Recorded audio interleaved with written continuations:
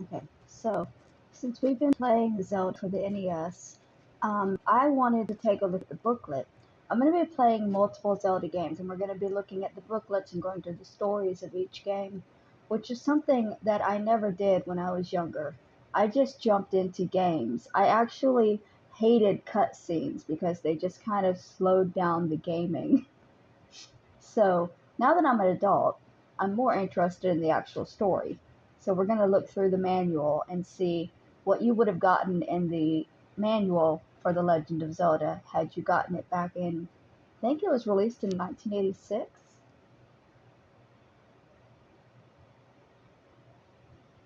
It's pretty gold color.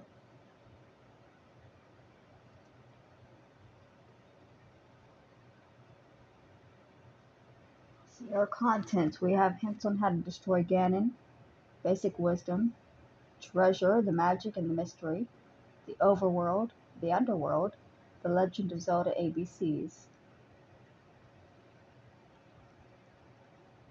Okay. A long, long time ago, the world was in an age of chaos. Let's see how good my eyes are. In the midst of this chaos, in a little kingdom in the land of Hyrule, a legend was being handed down from generation to generation. The legend of the Triforce. Golden triangles possessing mystical powers. One day, an evil army attacked this peaceful little kingdom and stole the Triforce of Power. This army was led by Ganon, the powerful Prince of Darkness, who sought to plunge the world into fear and darkness under his rule. Uh-oh, didn't mean to do that. Um, where was I? Fearing his wicked rule, Zelda, the princess of this kingdom, split up the Triforce of Wisdom into 8 fragments and hid them throughout the realm to save the last remaining Triforce from the clutches of the evil Ganon. At the same time, she commanded her most trustworthy nursemaid, Impa, to secretly escape into the land and go find a man with enough courage to destroy the evil Ganon. Upon hearing this, Ganon grew angry, imprisoned the princess, and sent out a party in search of Impa.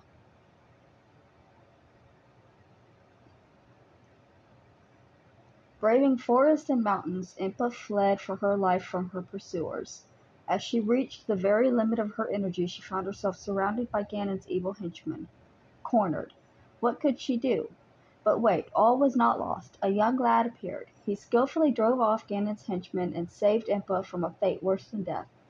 His name was Link. During his travels, he had come across Impa and Ganon's henchmen. Impa told Link the whole story of Princess Zelda and the evil Ganon. Burning with a sense of justice, Link resolved to save Zelda, but Ganon was a powerful opponent. He held the Triforce of Power, and so in order to fight off Ganon, Link had to bring the scattered 8 fragments of the Triforce of Wisdom together to rebuild the mystical triangle. If he couldn't do that, there would be no chance Link could fight his way into Death Mountain, where Ganon lived. Can Link really destroy Ganon and save Princess Zelda? Only your skill can answer that question. Good luck, and use the Triforce wisely. That was a little difficult to read because of the background, but I like that. We've got hints on how to destroy Ganon. When Impa gave Link the order to destroy Ganon, she also told him of the history of the land of Hyrule and the layout of the 9 underground secret labyrinths. These layouts should be somewhere in this book.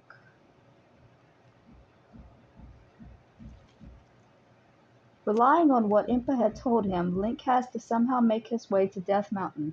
Link might be able to find out where the mountain is by carefully studying where and when the monsters appear. In the forest and mountains, there are several caves, and in these caves there live merchants who will sell Link useful items. As well as buying things here, Link can get his hands on other things that he can't get elsewhere. Why does that guy look like a thief?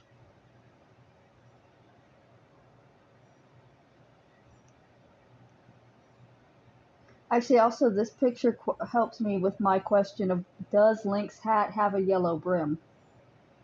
It looks more green here, but in the first incarnation, his hat had a brim. Here it looks yellow.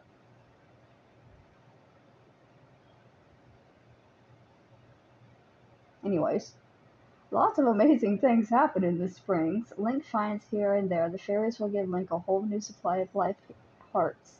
These aren't the only secrets to be found. The entrances to underground labyrinths are hidden all over the place. There are also some entrances that are really hard to find. Nevertheless, somewhere you'll be able to find hints on how to solve these riddles, and once Link's found a labyrinth, he'll always get an item of treasure. That doorway has teeth and eyes. They're not quite as detailed as that in the game. Carry weapons such as boomerangs to match the enemy. This way Link can proceed with the fight more effectively. The skill to switch over quickly to the treasure select screen and swiftly take out the treasures is really important. If you've got this skill, Link will be able to win through to the end. The labyrinth level display is important. It shows Link the way. If Link does not fight in the right level order, he might meet a miserable end at the end of the labyrinth. Don't rush forward too fast.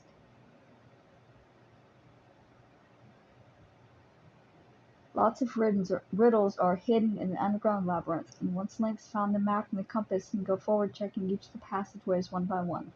Walk around and find all the rooms for this. Link will have to increase his possessions a lot.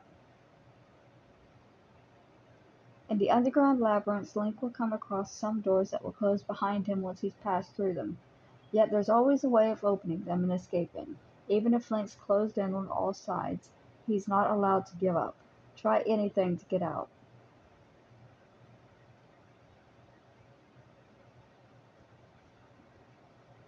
Link's going to have a difficult time trying to destroy Ganon. He's real mean, but even Ganon has his weak point. Some friendly character in the game is sure to tell Link about it. Link has destroyed Ganon and managed to rescue Princess Zelda. Now that he's got a hold of the two Triforces, he once again goes off on his travels, making his way towards countries unknown. Who knows what the future holds for Link?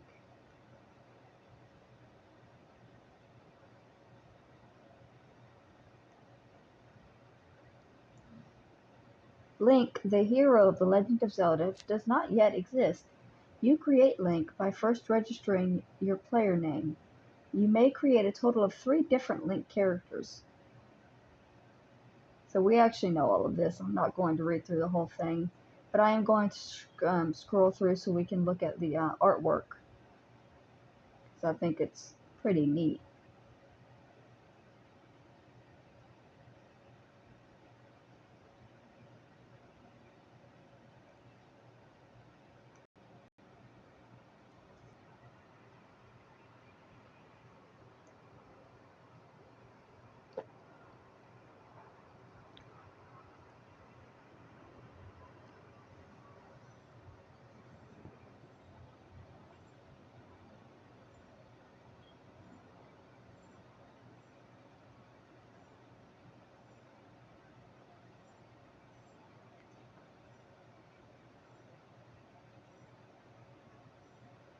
See, I've been calling the money rupees, but apparently they're rubies in the first game.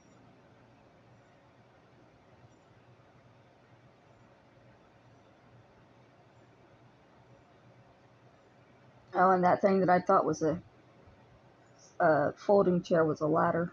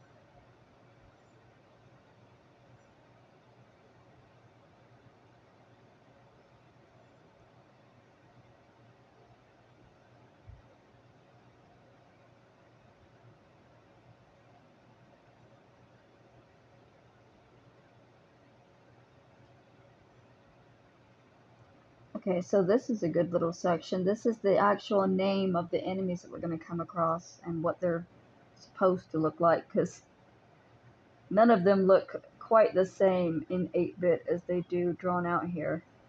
We got the Tektites, Octorocks, Levers, Peahats. I've never been able to attack a Peahat. They always hit me. It's a ghost of a flower. And you can only hit it when it's not moving. Interesting.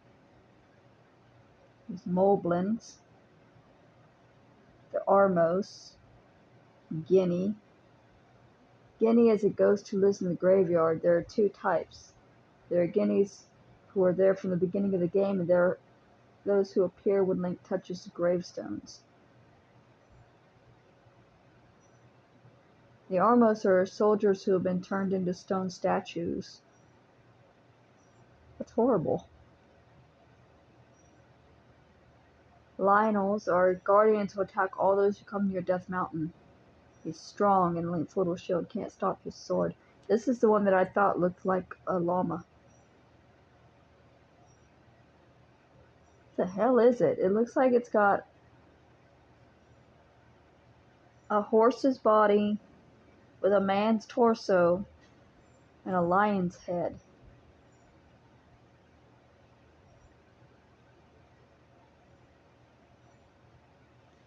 Lionels are terrifying. There's a Zola, which is a half fish, half woman who lives in the water.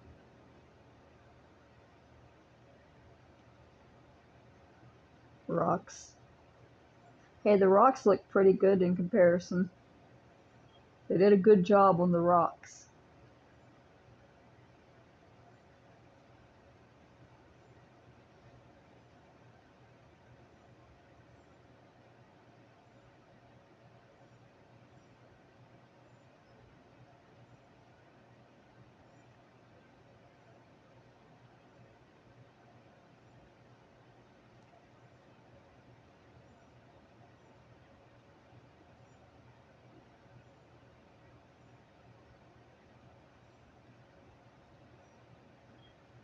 Okay, so I think this is what each of the labyrinths are supposed to look like.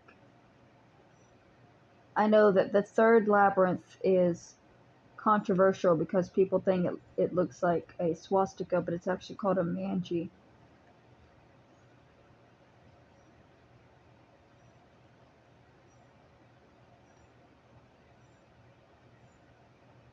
But it's weird that that's the only one that they have like the actual design for.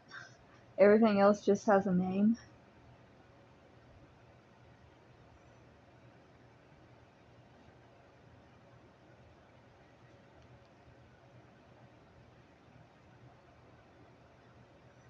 Okay, so those bloopy things we've been killing were called Zol and Gel. They're jelly-like monsters that walk around bouncing around in the labyrinths, and they split into two. The snakes are called rotes, but then also they're called snakes, a poisonous snake that has made the labyrinth its home. The bats are called Vire and Keese. Vire is a devil that controls the Keeses, and when Link cuts it with his sword, it turns into two Keeses. Huh. The skeletons are called Stalfos.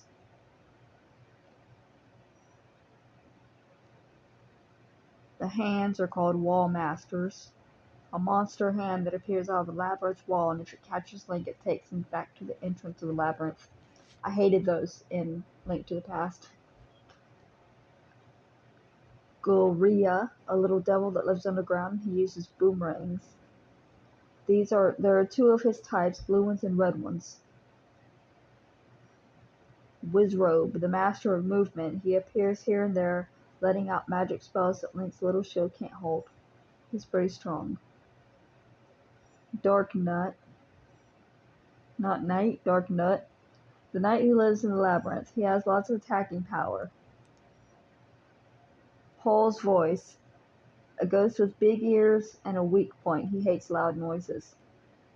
Oh, that's the thing that I thought was a rabbit, I think. It does kind of look like a rabbit. Look at its ears and its whiskers. I remember running into these and not being able to kill a single one of them. Lam Landmola? A gigantic centipede. Attacking its head won't work. Likes, a tube-like monster that has a soft spot for magic shields. Gibdo, the mummy man. He's got some strange powers and some pretty powerful attacking force. Moldrum, the huge worm living in the labyrinth. It grows smaller as Link's attacks. I don't think I actually ever killed that thing. I think I just walked past it. The Dodongo, the giant rhinoceros. It hasn't got much attacking power, but it bounces off attacks with a thick hide. Yeah, this was the boss of the, was it the second dungeon?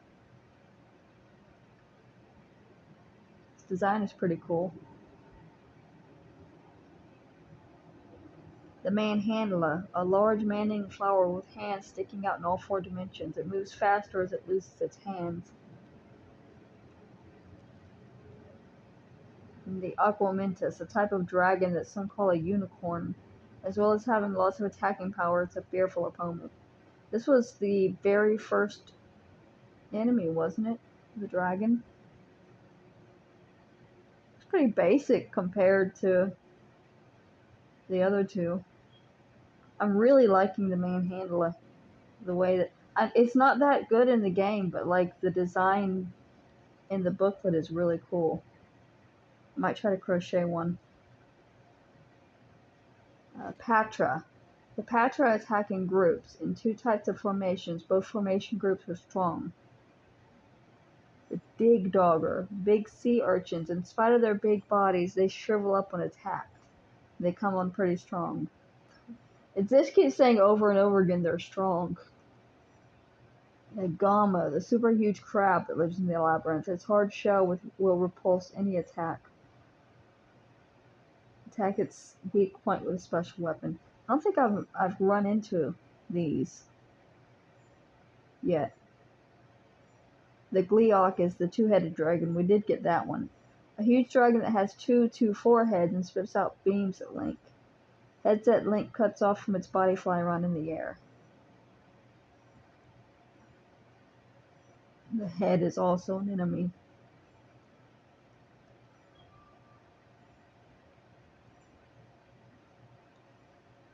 The Bubble, the spirit of the dead. When it clings onto Link, he won't be able to unsheath his sword for a while. Oh, that's what that thing is that stopped me from using my sword when it hits me. It's supposed to look like that. But it winds up just looking like a ball of light that floats around.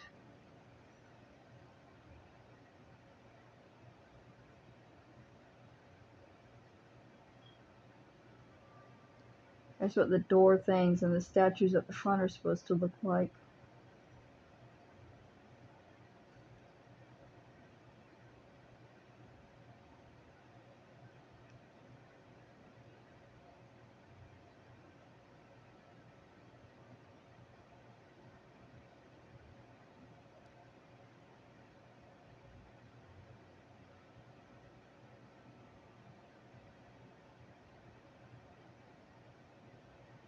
See, we've already beat level 1, so...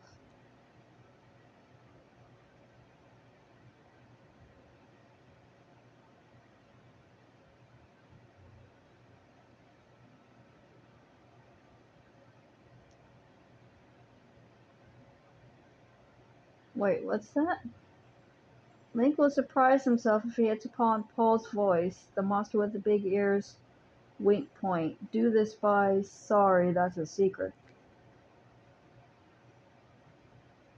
Okay.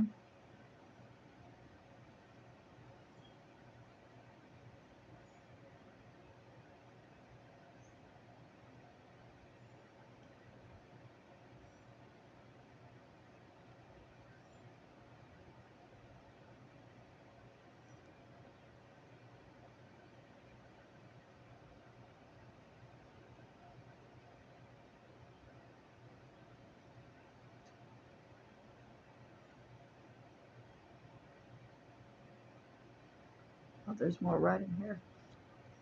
Princess Zelda had anticipated the difficulty of finding the entrances to the level 7, 8, and 9 labyrinths. She gave the following clues to Impa, who passed them on to Link. The mysterious sealed entrance to level 7 is the Brown Dead Forest. Go the furthest west mountain and do something special. Use a candle to burn trees and find a hidden entrance to level 8. An old man who lives near the ocean can tell you which tree in the green forest covers the entrance. The two huge rocks high on Death Mountain are known by people as Spectacle Rock. I think they changed that in Legend of Zelda, in Link to the Past, to Turtle Rock. Be patient. Use your learned skills and knowledge. And some rooms in the labyrinth can only be reached through underground tunnels. Those rooms can be discovered only by moving certain blocks, but first destroy all the enemies in the room. Be strong and wise. Zelda awaits your rescue.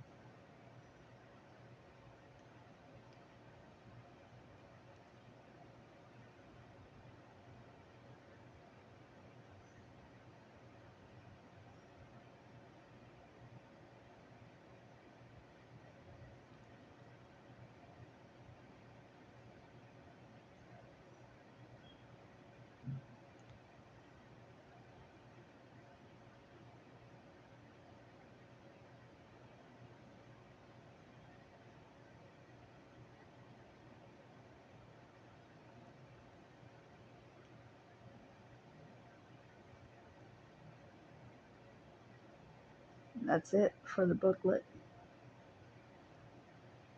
It's pretty interesting. I'm hoping that we will be able to move through. I think we're on dungeon number 6, but I think we skipped dungeon number 5. I'm trying to remember, so we will be working our way through that later today.